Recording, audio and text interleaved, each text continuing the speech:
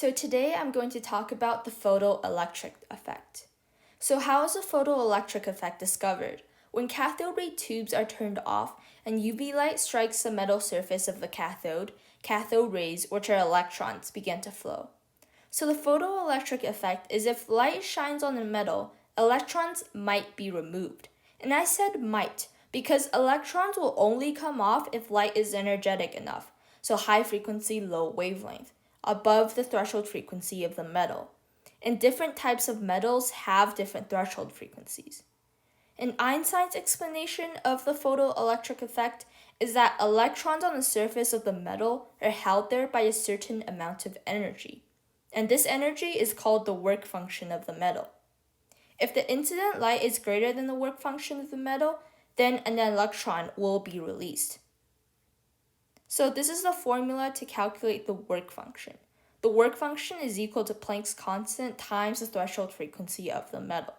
And it is important to note that the work function is constant for the same metal, as it is the intrinsic nature of that specific metal. And when using this formula, you need to have both same units on both sides, so either electron volts on both sides or joules. Below I have a diagram to illustrate the photoelectric effect. So if the incoming photon has enough energy to knock loose an electron will be released. If the incoming photon lacks enough energy to cause photoemission, then nothing will happen. Below, I have probably the most important formula for the photoelectric effect, and that is the energy of light is equal to the work function plus the kinetic energy of the electron. This is basically the conservation of energy that happens from the start of photoelectric effect to the end. And it is important to note that for this formula, you also have to have the same units on both sides. So either all in electron volts or all in joules. And some question asks you to calculate the minimum amount of energy needed for photoemission. And this is when the energy of the light is equal to the work function. And one misconception for the photoelectric effect is that photons are creating electrons, and that is not true. Photons are not creating electrons. They're just kicking out electrons that are already in the metal. So now I'm going to talk about the effect of intensity and frequency of light on photoelectric effect.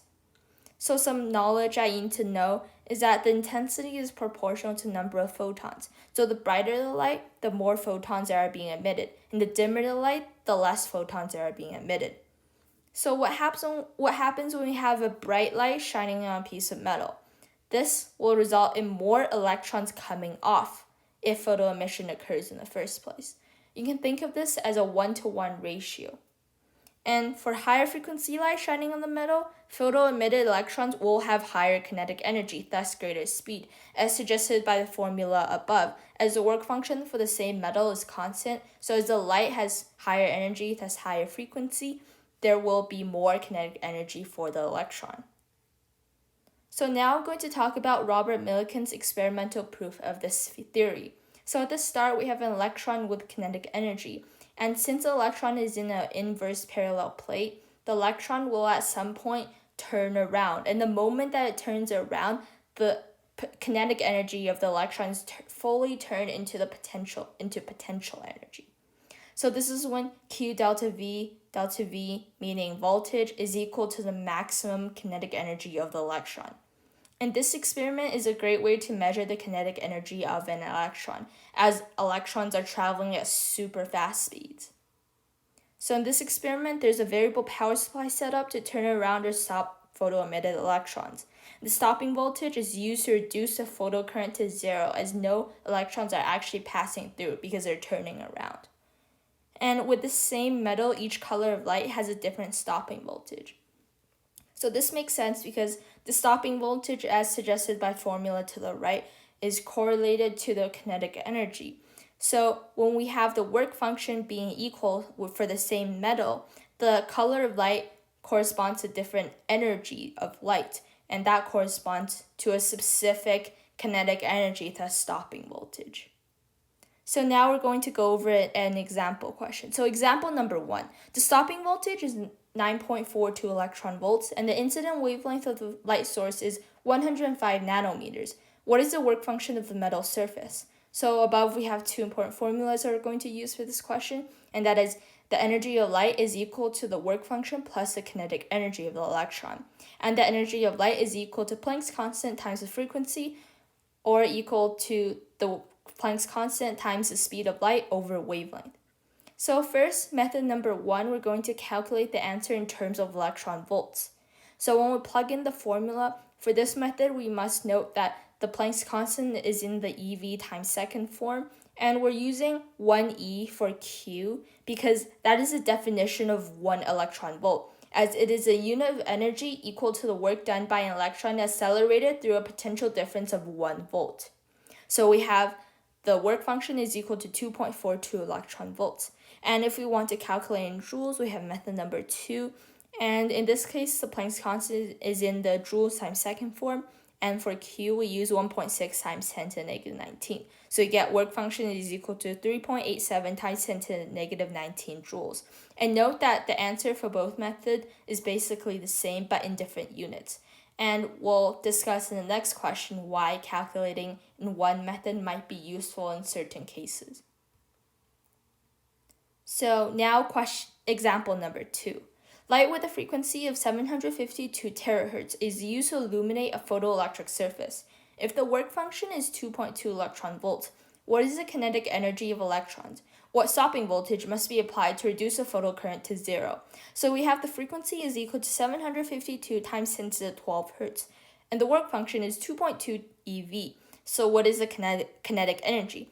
And we have the energy of light is equal to work function plus kinetic energy. Always start with that for photoelectric questions, right? And we have EK is equal to 0.92. And for the second question, we're asked to find the stopping voltage. And the stopping voltage is actually 0.92 volts. The stopping voltage is this because we're using electron volts, and that goes back to the definition of electron volts. So you might want to review that from the previous section if you're unfamiliar with it.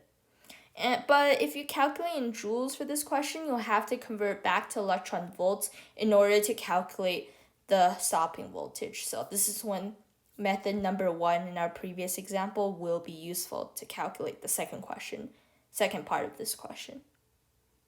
So now we're going to talk about photoelectric effect graphs. So now we have an energy as a function of frequency graph. And what is important for you to know about this graph is that the y-intercept of this graph is the work function, and the x-intercept is the threshold frequency, and the slope of this graph is Planck's constant.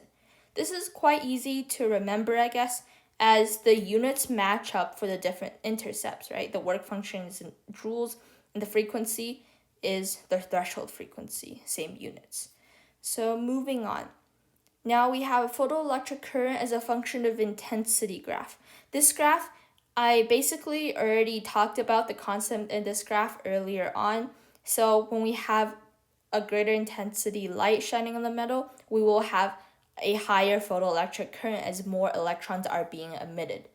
So that's it for this video. I hope that was helpful.